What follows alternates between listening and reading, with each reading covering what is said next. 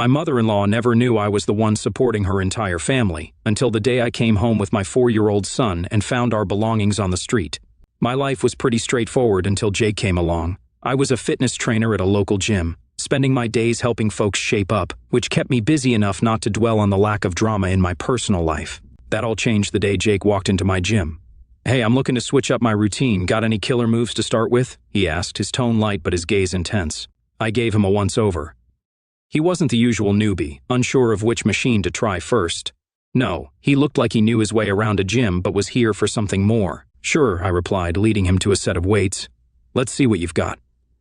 That first session turned into a week, then a month, and our casual chats grew longer and more personal. Jake owned a small family restaurant famous for its authentic Italian dishes. "It's all about the sauce," he'd say, "and nobody makes it like my mom." He talked about his mother with a mix of admiration and frustration, a combo that hinted at deep family ties. One afternoon, as we wrapped up a particularly intense workout, he caught me off guard.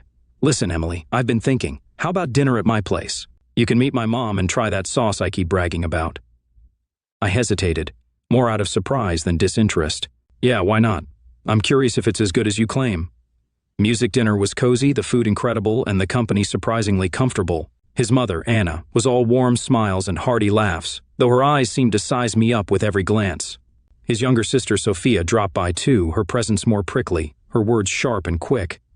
"So, Emily, Jake tells us you're quite the fitness guru," Sophia said, a smirk playing on her lips as she eyed the muscles I worked hard to build. "Ever deal with hopeless cases, or do you just make the fit fitter?" I chuckled, taking her jab in stride. "I believe everyone has potential. It's all about finding the right motivation."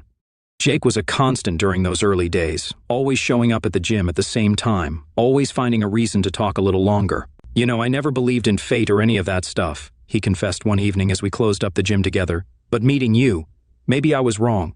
His words were a mix of rough charm and clumsy sincerity. It was refreshing, and despite the nagging voice in my head warning me to take it slow, I found myself falling for him hard and fast, like a rookie taking on too much weight without a spotter. One chilly evening as we walked to our cars, he stopped and faced me, his expression serious. "Emily, I'm not good at this fancy talking, and I don't have a smooth line to throw your way, but I like you a lot. What do you say we make this official?" It was abrupt and straightforward. No games. No dancing around the subject. That was Jake, direct and all in. I smiled, my heart hammering in my chest. "I say yes, let's see where this goes." And just like that, I was no longer just the fitness trainer at the local gym. I was Jake's girlfriend and soon enough, his wife. Moving into Jake's mom's house right after we got married wasn't exactly what I had pictured for our happily ever after. Jake told me it was important to him because of his family ties, but living with his mom, Anna, and his sister, Sophia, was tough from the start. They didn't hide their displeasure about me joining the family, and things got tenser day by day. The house was always bustling, and somehow I ended up with more than my fair share of chores. After long hours at the gym, I'd come home to an endless list of tasks. The old washing machine was a nightmare. It broke down so often that I half joked it had something personal against me, but nobody else seemed to notice or care, especially not Anna or Sophia. I remember one evening after dinner, I was trying to fix that blasted machine again, and I could hear them in the kitchen. "She doesn't even know what she's doing," Sophia laughed, not bothering to lower her voice. "Watch, she'll flood the basement next." Their laughter echoed down the hallway, stinging more than I wanted to admit. I bit my tongue, focusing on the task at hand. It wasn't just the washing machine, it was everything. From cooking to cleaning, my efforts were just another source of entertainment for them. Cooking was the worst. Italian cuisine was sacred in this house, and my attempts were apparently blasphemous. I tried to follow Anna's recipes to the letter, but nothing seemed to work. One night, as I struggled with a supposedly simple pasta dish, Sophia hovered in the doorway. "Is that supposed to look like that?" she asked, a smirk playing on her lips. "It's nothing like Mom's." I gritted my teeth, stirring the sauce that just wouldn't thicken. "Well, I'm trying my best here," Sophia snorted. "Maybe your best isn't good enough. Did you ever think of that?" I wanted to snap back, to defend myself, but what was the point? It wouldn't change anything. Jake, whenever he was around, seemed to shrink a little more each time his sister or mother criticized me. He never stood up for me. His silence was as loud as their laughs. "Hey, Emily, just leave it," Jake would say quietly later, trying to avoid any confrontation. "It's not worth it." Dinner times were an ordeal. I'd set the dishes on the table, hoping for a peaceful meal, but it was like sitting down in a lion's den. You know, in Italy, they'd probably ban you from the kitchen for this. Anna would joke as she tasted my food, the others chuckling along. Yeah, maybe stick to what you know, gym stuff, Sophia would add, passing the salt like it was a peace offering I didn't deserve. I would nod, smile, and swallow the hurt, my frustration simmering like the sauce that never turned out. Right. Living with Jake's family made every day feel like a battle I wasn't prepared for. As my pregnancy progressed, the house chores, which already felt like they were all on me, became even more demanding. Instead of getting any help or understanding from Anna and Sophia, I felt their hostility grow stronger. One afternoon, I was trying to vacuum the living room, moving slower than usual because of my growing belly. Anna walked in, watched me for a moment, and then let out a sigh that seemed to carry all her disapproval. Emily, you missed a spot over there, and look at how slow you're moving. This house is going to fall apart at this rate, she said, pointing at a corner I hadn't gotten to yet. I straightened up, feeling the strain in my back. I'm doing the best I can, Anna. It's a bit harder with the baby. She just scoffed and shook her head. In my time, we didn't let a little thing like pregnancy slow us down. You need to toughen up. The lack of sympathy stung, and I bit my tongue to keep from snapping back. Sophia was no better. Later that day, as I was folding laundry, she came into the room and started flipping through the clothes I had just stacked neatly. You do know these aren't folded right, don't you? They should be able to stand up on their own, like how Mom taught us. Here, let me show you again. She tossed the shirt she was holding back onto the pile, messing up what I had done. As she refolded the same shirt with sharp, practiced movements, I felt my frustration rise. Sophia, I appreciate the lesson, but I folded clothes before, or I'm not an idiot. She just raised her eyebrows, a cold smile playing on her lips. Could have fooled me, but hey, if you're okay with being mediocre, who am I to argue? Her words felt like a slap, and for a moment, I just stood there, watching her make my efforts seem pointless. It was the same with cooking. Every meal I attempted was met with criticism or outright laughter, especially if I tried to make anything Italian. One evening, I decided to try again, making a simple pasta dish I thought I had mastered. I was stirring the pot when Sophia walked into the kitchen. What's that supposed to be? She asked, peering into the pot with a skeptical look. It's spaghetti carbonara. I thought it might be nice for dinner, I said, hoping for a change in her usual harsh tone. She took a fork, twirled some pasta onto it, and tasted it with an exaggerated expression of disgust. Nice? This is what you call nice?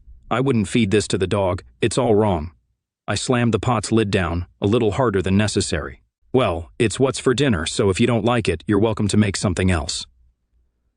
The tension in the house grew every day, and Jake's absence didn't help. He was always at the restaurant, always busy, and when he was home, he avoided any conflict.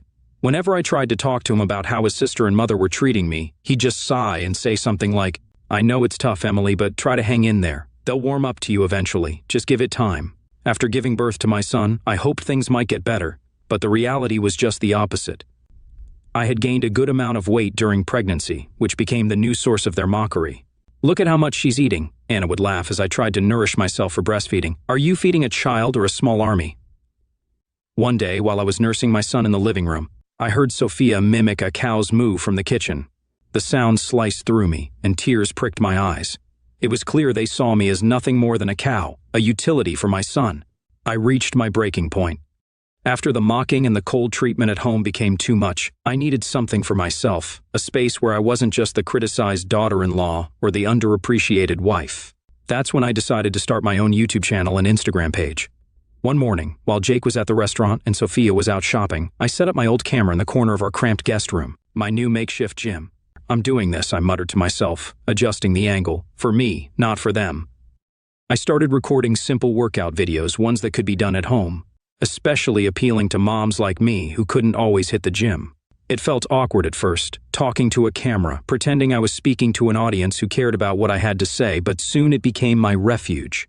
The first few videos were clumsy, my commentary stilted. Hey everyone, it's Emily here, bringing you a quick 10-minute workout perfect for busy moms. Let's get started.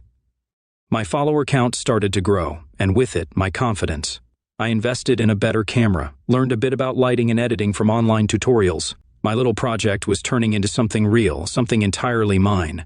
One afternoon, I was recording a new video, a low-impact cardio sequence, when Sophia barged into the room. What the hell are you doing? She snapped, her eyes darting from the camera to me. You turning our home into your personal TV show now? I paused the recording, my heart pounding, not from the exercise but from the confrontation. Yes, I am actually. It's something important to me. I need something of my own. Sophia scoffed. looking around with disdain. You think you're some kind of star? Please get over yourself, Emily. The words hurt, but I was getting better at handling her barbs. Well, it's not like I have your approval for anything else around here. I might as well do one thing I enjoy. Sophia rolled her eyes and stormed out, but I didn't stop the camera for long.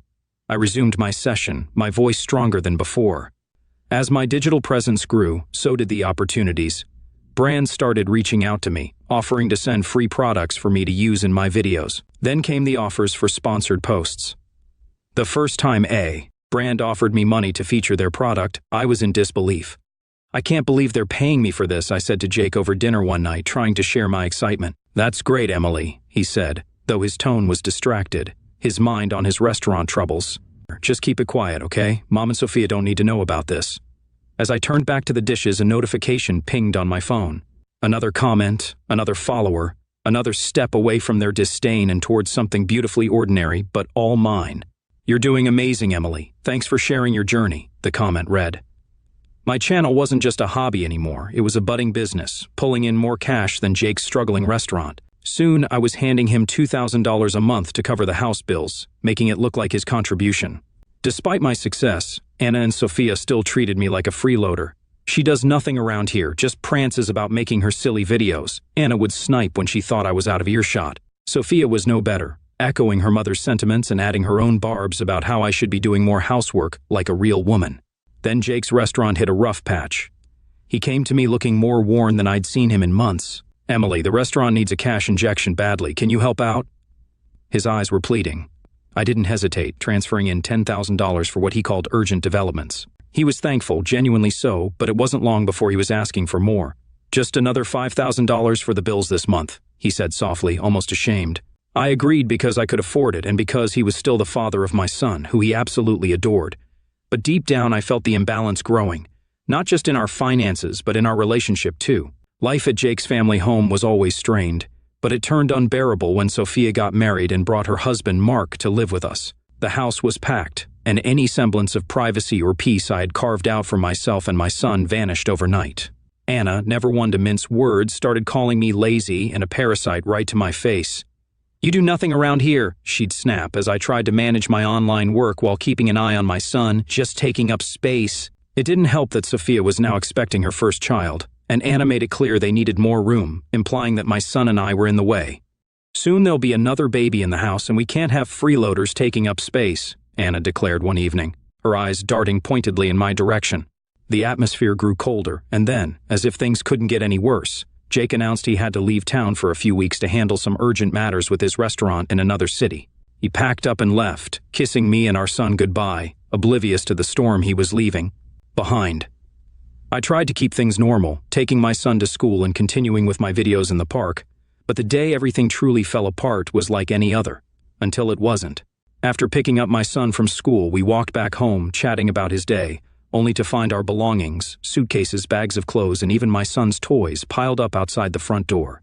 Confused and heartbroken, I rang the doorbell, only to be greeted by the cold faces of Anna and Sophia through the window. They opened the door just a crack, enough to speak but not enough to let us in. You need to find somewhere else to stay, Anna said, her voice harsh and unwavering. What are you talking about? What about Jake? What will I tell him? I demanded, my voice rising in panic and anger. Sophia laughed, a cruel, cutting sound. Tell him whatever you want, he's not here to care, is he? I tried calling Jake, but my calls went unanswered, sinking me deeper into a mix of despair and fury. With no other options, I gathered our things and managed to get us a room at a nearby hotel. Sitting there in that impersonal room with my confused and upset son, I felt a shift inside me. This wasn't just a temporary retreat, it was a forced eviction from a life I could no longer tolerate. I had just finished unpacking our essentials when my phone pinged with a new message. It was from Sophia, which was odd because we hardly communicated directly, especially not since the fallout. Her message was shockingly cheerful. Thought you might want to see what your beloved husband has been up to, accompanied by a link. Curiosity piqued and anxiety tightening in my chest. I clicked the link. It redirected me to a social media page filled with photos of Jake. Photos that showed him not on some urgent business trip as he claimed, but enjoying cozy dinners and walks on the beach with another woman. The timestamp on the latest photo, just yesterday. I sat there numb, the phone slipping slightly from my hand as the realization hit me. He wasn't just away on business. He was living a whole other life without us. Anger, sharp and bitter, bubbled up, but before I could drown in it, my son tugged at my sleeve. "Mommy, are you okay?" His small voice, filled with concern, pulled me back from the edge. I forced a smile, scooping him up into my arms. "Yeah, buddy, I'm okay, just a little tired, that's all." I sat there staring at the screen, a mix of anger and betrayal coursing through me. All this time, I had been the financial backbone for his failing restaurant and for his family, who had just thrown me and my son out like yesterday's garbage, and here he was living a double life at my expense. Over the next week, my phone was incessantly buzzing with calls from Jake.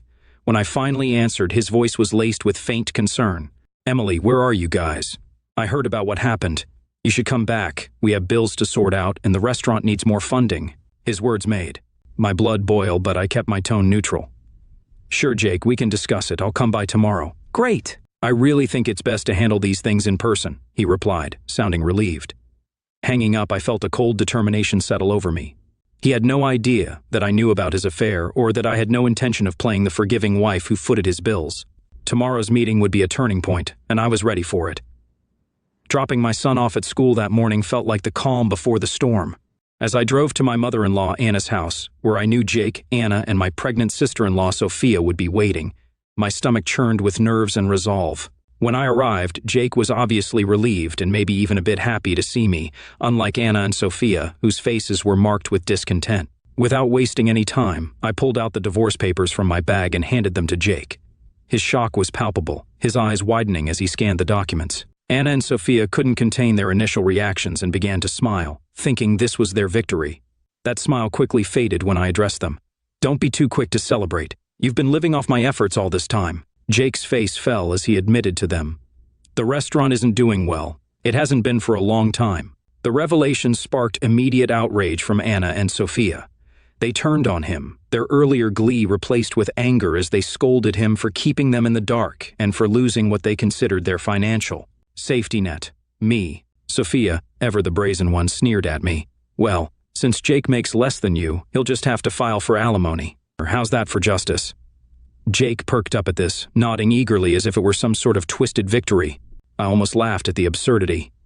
"That's where you're wrong, Sophia and Jake," I continued, turning to face him squarely. "You won't see a cent for alimony. I know about the affair." The color drained from his face. "How did you?" "Your sister sent me everything. Pictures, dates, places," I said, pointing to Sophia, whose face turned a shade paler. "Thanks to her, I have all the evidence I need." What followed was a furious back and forth among them, a mess of accusations and denials. I let them drown in their quarrel for a moment before speaking up again. "I'm also taking back everything I paid for, every appliance, every piece of furniture." Their arguing ceased as the reality of the situation hit them. I had already arranged for movers, and as they began hauling away the refrigerator, the washing machine, the flat-screen TV, and even the fancy blender I had bought last Christmas, Anna and Sophia watched, their faces streaked with tears and disbelief. "You can't do this, we need those things," Anna cried out, her voice breaking. "I did do this and I need them too," I replied, my voice steady but not unkind. The movers continued their work, clearing out nearly half of what filled their home. As I watched them take away the last of the items, a weight lifted off my shoulders. I was no longer tied to this house, these people, or their deceit. I turned back to see Jake, who now looked small and defeated, his dreams of easy money evaporating. "Take care of your sister and your mother, Jake. That's your job now," I said, not unkindly, before turning to leave. As I walked away, I knew that this was more than just a physical departure. It was my final step out of their manipulative grasp, a move towards reclaiming my life and securing a better future for my son and myself. After everything, the divorce was more of a relief than a burden. I fought for compensation due to Jake's infidelity and secured alimony for our son. My lawyer handled everything, making the process as smooth as possible under the circumstances. Life changed dramatically for Jake's family too. His restaurant, unable to stay afloat without my financial support, finally went bankrupt. The family house was sold off to cover debts, a stark testament to their unsustainable lifestyle. Meanwhile, Anna and Sophia, left scrambling, tried reaching out to me, their messages a mix of apologies and pleas for help. But after everything, I couldn't let myself be pulled back into their chaos. I blocked their numbers without a second thought. Sophia's husband left her, and now the whole lot of them, Jake, his mom, his sister, and her child, live crammed into a small rented apartment. It's a tough situation, but one they brought upon themselves. In contrast, life for me and Alex is looking up. We've settled into a nice rhythm in our own rented apartment, a cozy place that feels more like home every day. My YouTube channel and Instagram page have really taken off, resonating with women, especially new moms who are trying to find their way back to fitness. Seeing the positive impact of my work has inspired a new idea: launching online fitness courses specifically tailored for postpartum women. I'm excited about the possibilities and the chance to help others who have been in my shoes. There was so much to do, but for the first time in a long while, the future seemed bright and brimming with potential. Here in our little sanctuary, with my son's laughter echoing off the walls, I felt a profound sense of peace. We had made it through the storm, and now it was our time to shine.